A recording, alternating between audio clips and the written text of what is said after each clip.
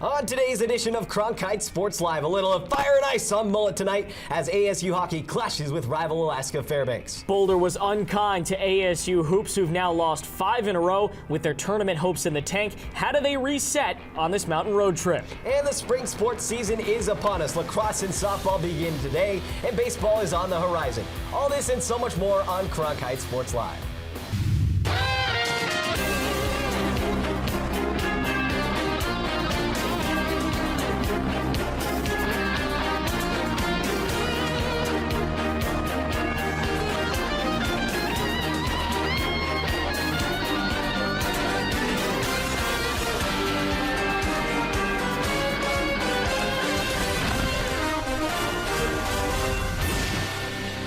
It's a fabulous February Friday here in downtown Phoenix. Thanks for joining us on Cronkite Sports Live. I'm Blake Neiman, here with my pal Aiden Blank making his anchor debut. And I think we all kind of remember when ASU football had its season opener altered by that wild Habood. Well, it was deja vu all over again. Sun Devil softball, a no-go last night. We'll try it again tonight. Yeah, Blake, the weather hasn't been great the past 48 hours, but that's okay because the Cronkite Sports radar is telling me clear skies ahead for the debut weekend of spring sports. The spring season is here, and the Sun Devils hope the conditions will comply. But for a sport that isn't affected by the wet weather, ASU hockey is set to host longtime foe Alaska Fairbanks tonight at Mullet Arena. Looking at the Sun Devils series as of late, the Sun Devils have been dominated by the Nanooks, who have won 8 of the last 10 meetings. Here's ASU assistant coach Dana Borges on how the Sun Devils can get the better of their bitter rivals. Yeah, I think just like you said, mostly being ourselves, and we really respect how hard they work, and we got to make sure that we have intensity going into the week. So that's a big theme for us, is being ready to compete, keeping our intensity high, and that we want to be peaking by Friday and just keep getting better with that compete level every day. As you can see, there's clearly some extra emphasis on this series for both sides. And to help tell us why that is, we bring in WCSN hockey reporter Gabby Chernoff. And Gabby, these two teams played each other a lot through the years, and they've had their fair share of heated exchanges. So can you just catch us up on the rivalry history and its significance? Yeah, Blake, like you mentioned, these two teams have seen each other a lot, and a big part of that comes from the fact that they're both independent teams. So when you're cranking out that schedule, it's real easy to just say, hey, one home series, one away, boom, you got 4 games knocked out of the way. But if we look all the way back to 2015, ASU's first win as an NCAA D1 program actually came against this Fairbanks squad. And because they do know each other so well, and they've known each other for so long, there's a little bit of tension that's kind of brewed between these two teams, a rivalry, like you mentioned earlier. So Mullet fans can expect some tenacity, some physicality, maybe a few hockey fights this weekend. What would you say that it is specifically about this Fairbanks squad compared to others that poses such a challenge for the Sun Devils, and what would the outcome of this series mean for their quite dwindling tournament hopes? Yeah, if you look at this Fairbanks team on paper, there's nothing super impressive that really jumps out at me. They're averaging about 3.4 goals per game, 21% on the power play.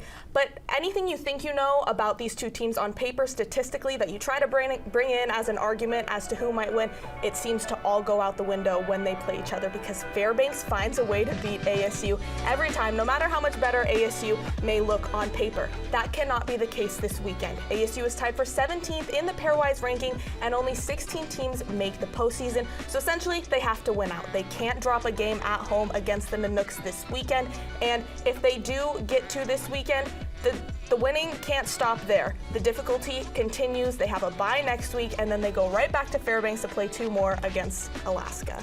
Coach Borges emphasized the importance of raising the intensity this weekend. So who are going to be some Sun Devils that are going to have to take their game to the next level?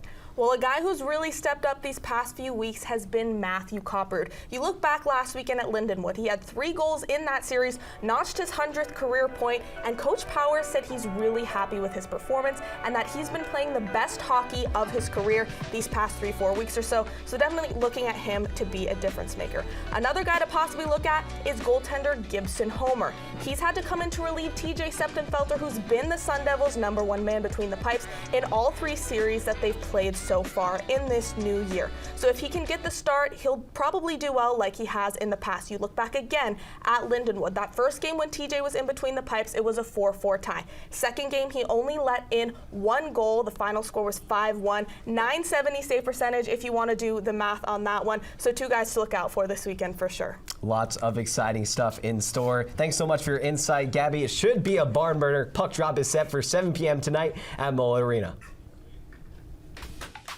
Let's get into some men's basketball highlights. Early first half action between ASU and Colorado. KJ Simpson puts it on the deck for Cody Williams, who slams it home. A strong start for CU. Sun Devils, they struggled to defend early, Blake. There's Simpson again, step back 3 ball, and ASU down 21-3. It was looking like a football score up in the land of the Buffs. Devs had a lot of catching up to do. Brian Celebunge going to help him out. He takes it. Jose Perez distributes, and Jemiah Neal cracks it down at the basket. ASU only made 2 of their first 9 field goals. Colorado, no such trouble. KJ Simpson continuing with his offensive prowess. Here's another one inside. ASU would start to claw back towards the end of that first half.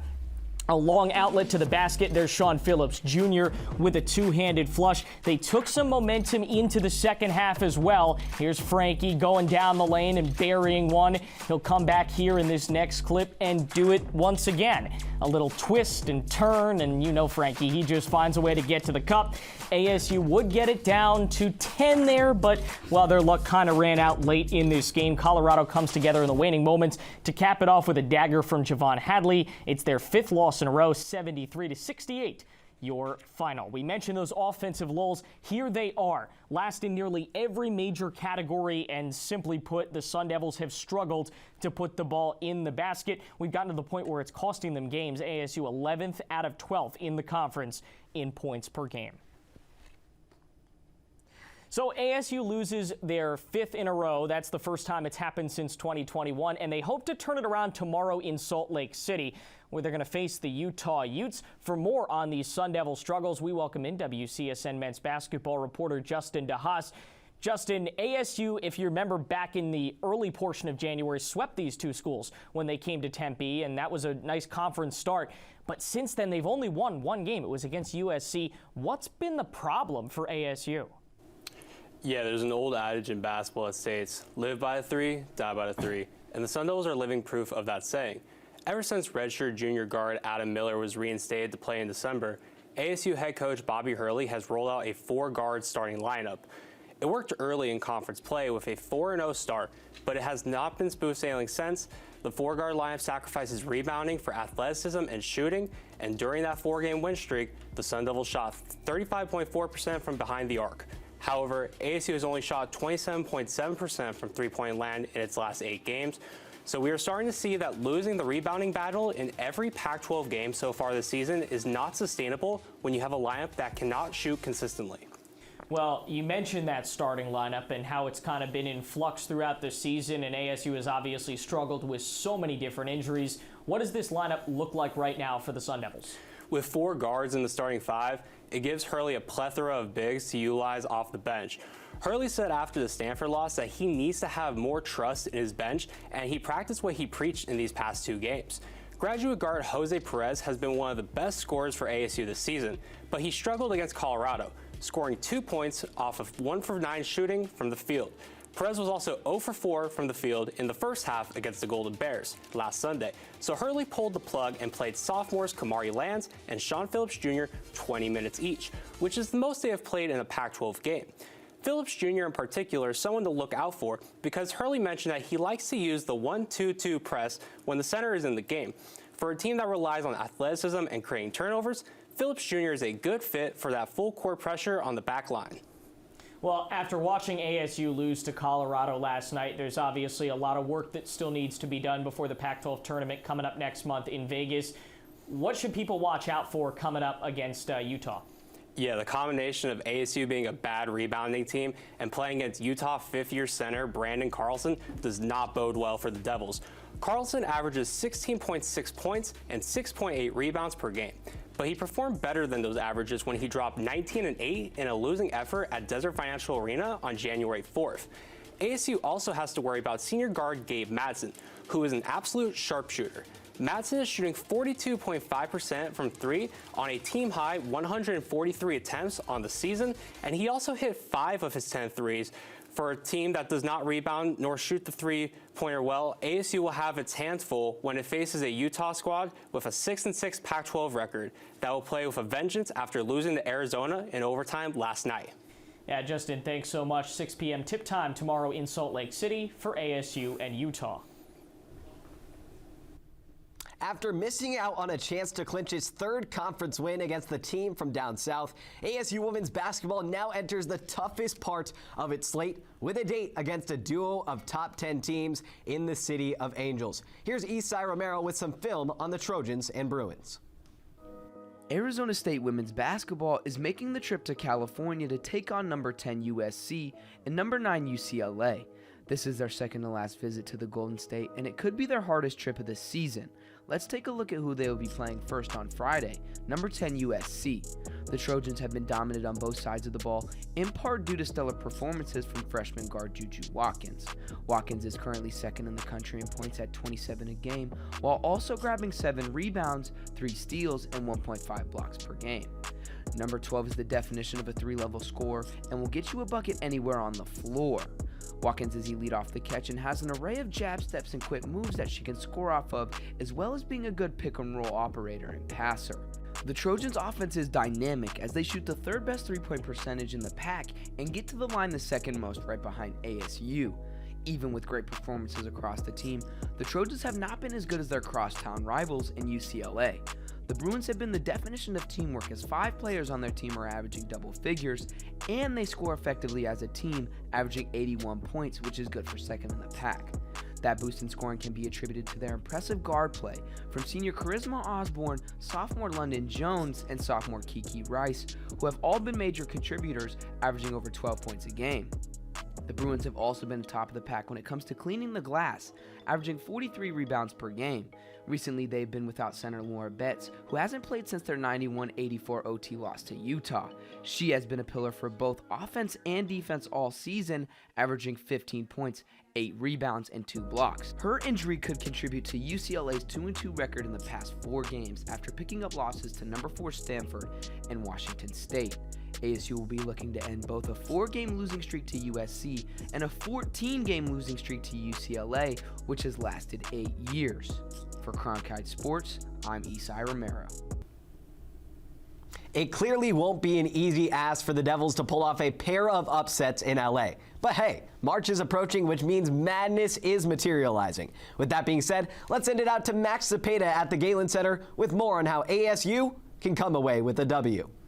Thank you so much, Blake. And inside the Galen Center tonight, it will be incredibly important for the Sun Devils to not only have 40 consistent offensive minutes, but also to get off to a fast start. Keep an eye out for Treyana Crisp tonight. She has been someone who has been vastly improving her offensive game in the last couple of weeks, including a 15-point team-leading performance last Sunday against the Arizona Wildcats. And remember, even though Jaylen Brown only scored 12 points last Sunday in Tucson, she has still been one of the most consistent offensive scorers in the entire Pac-12 since conference play has started. So expect her to possibly have a bounce-back game tonight, considering how well she's done against some of the Pac-12's elite programs. And last thing, guys, USC is top 2 in the Pac-12 in both defensive turnovers and offensive turnovers, meaning they don't turn over the ball on the offensive end, and they do force turnovers when they do not have the ball. So remember, this could be a possible key factor if ASU wants to switch the tide in their favor.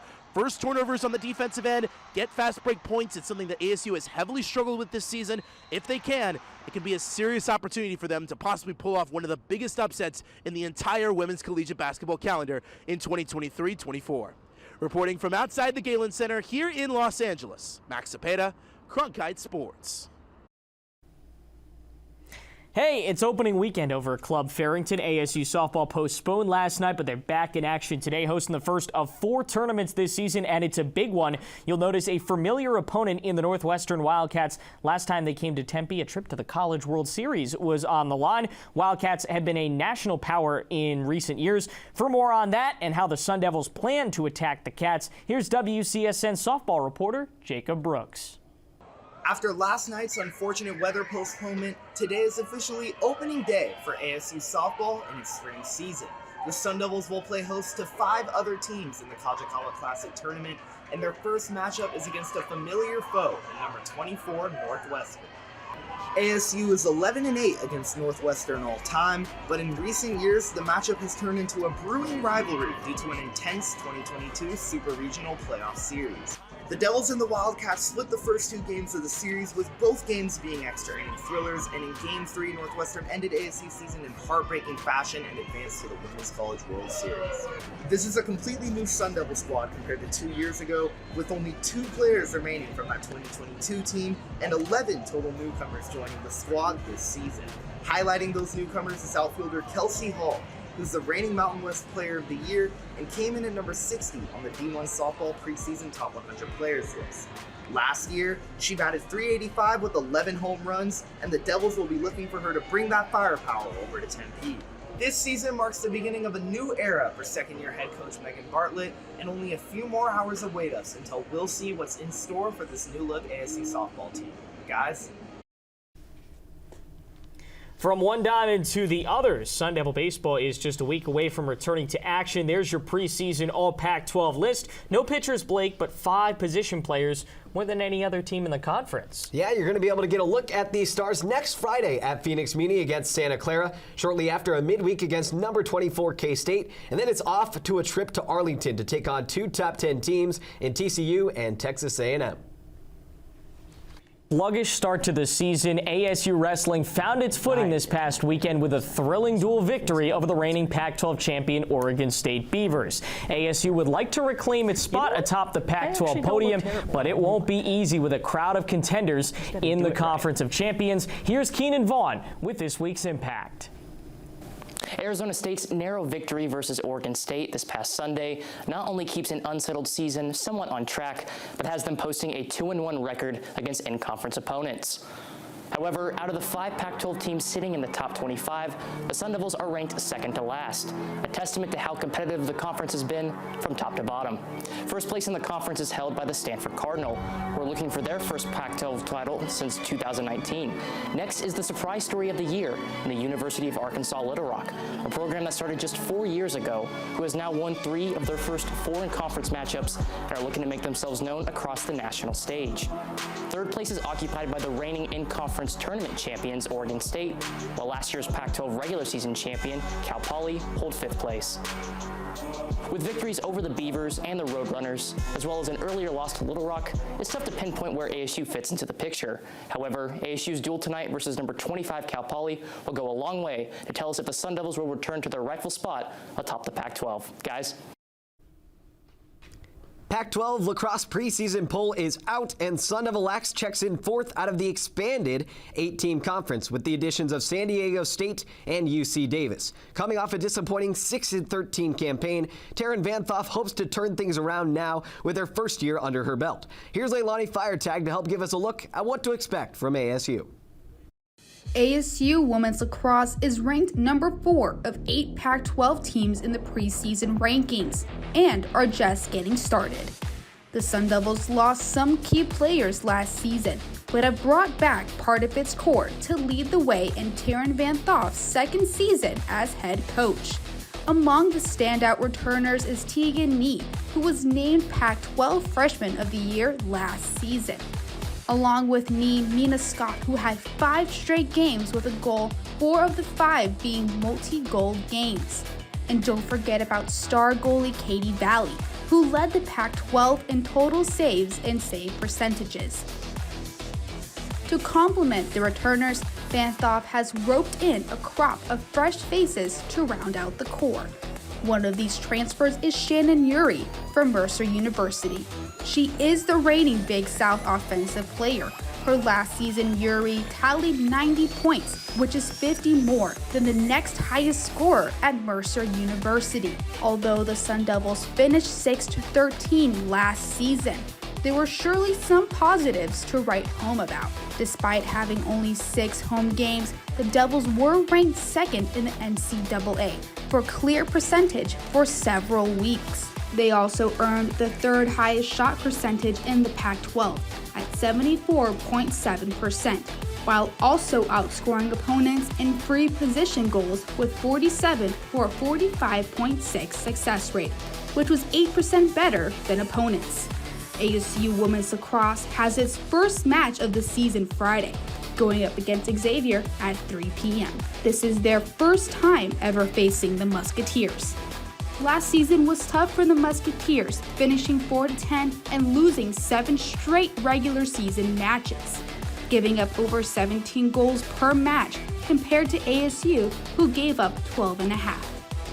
While last year's numbers may point to a Sun Devil victory, this isn't last year's team. The jury is still out on how Van Thoff's nearly completely new look will fare in 2024. Reporting for Cronkite Sports, I'm Leilani Firetag.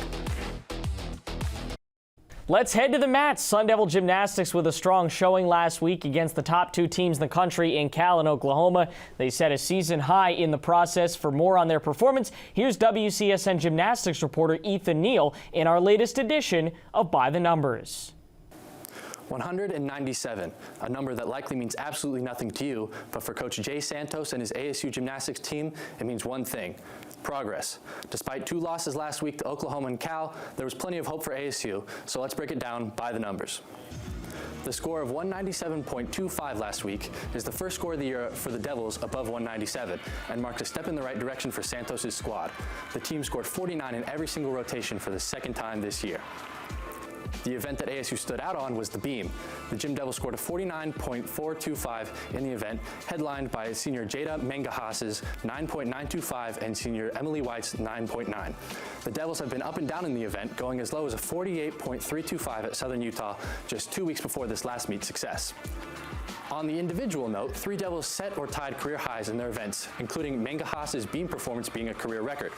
Senior Anaya Smith tied her career best of a 9.95 on vault, which was good enough for her to win the event title, even receiving a perfect 10 from one judge. Overall, the Gym Devils are on the up and up, with the numbers pointing in the right direction, and they look to score big again tonight in Palo Alto against Stanford at 7:30. Guys?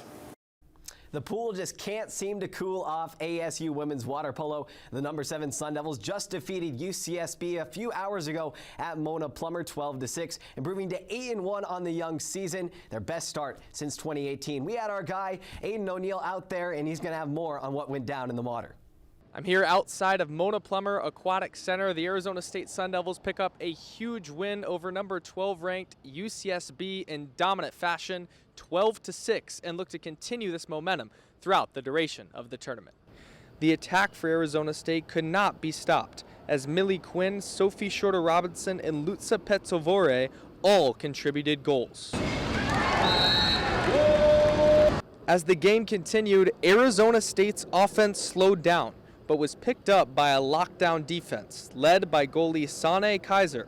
She saved 58% of shots on goal and played all 32 minutes of the match. We've been focusing a lot on our defense, defense first, shot blocks, protecting our driving lanes. So that's what you got to see in the third quarter, and even though we were struggling offensively, they had a good solution against our offense.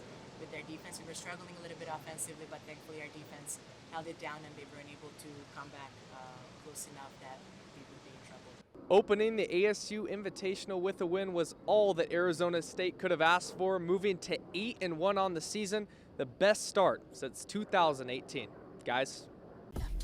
Let's roll on some top plays. Anaya Smith, a senior with a 9.95, a 10 from one judge. Blake, the Gym Devils, they're flipping awesome. Yeah, and this is pretty cool too. Hey, true freshman Nico Ruiz with the upset over Matthew Olguin. ASU takes down Oregon State.